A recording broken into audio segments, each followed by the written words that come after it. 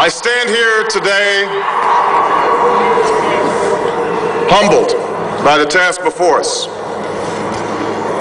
grateful for the trust you've bestowed, mindful of the sacrifices borne by our ancestors. I thank President Bush for his service to our nation.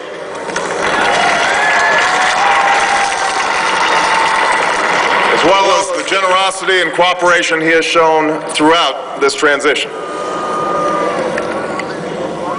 44 Americans have now taken the presidential oath. The words have been spoken during rising tides of prosperity and the still waters of peace. Yet, every so often, the oath is taken amidst gathering clouds and raging storms. At these moments, America has carried on not simply because of the skill or vision of those in high office, but because we, the people, have remained faithful to the ideals of our forebears and true to our founding documents. So it has been, so it must be with this generation of Americans. That we are in the midst of crisis is now well understood. Our nation is at war against a far-reaching network of violence and hatred. Our economy is badly weakened, a consequence of greed and irresponsibility on the part of some, but also our collective failure to make hard choices and prepare the nation for a new age. Homes have been lost, jobs shed, businesses shuttered. Our health care is too costly, our schools fail too many, and each day brings further evidence that the ways we use energy strengthen our adversaries and threaten our planet. These are the indicators of crisis, subject to data and statistics.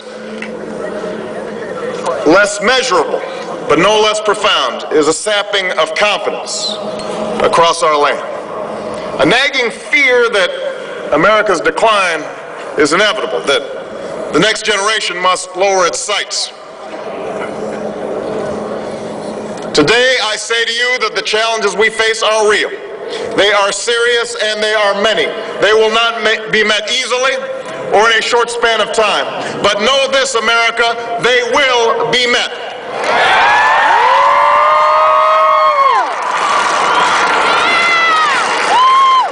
On this day, we gather because we have chosen hope over fear, unity of purpose over conflict and discord.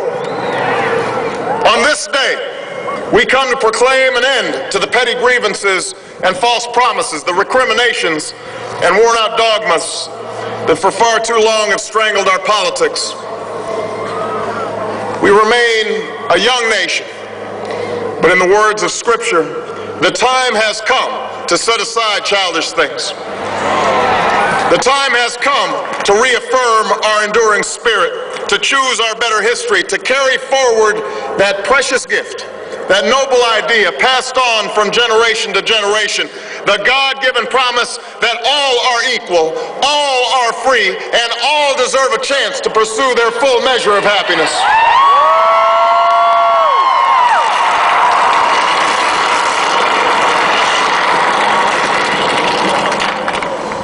In reaffirming the greatness of our nation, we understand that greatness is never a given. It must be earned. Our journey has never been one of shortcuts or settling for less. It has not been the path for the faint-hearted, for those who prefer leisure over work or seek only the pleasures of riches and fame.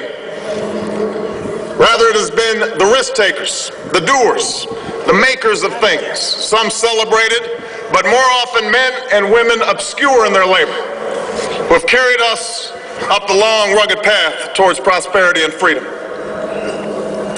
For us, they packed up their few worldly possessions and traveled across oceans in search of a new life. For us, they toiled in sweatshops and settled the West, endured the lash of the whip, and plowed the hard earth. For us, they fought and died in places like Concord and Gettysburg, Normandy and Quezon.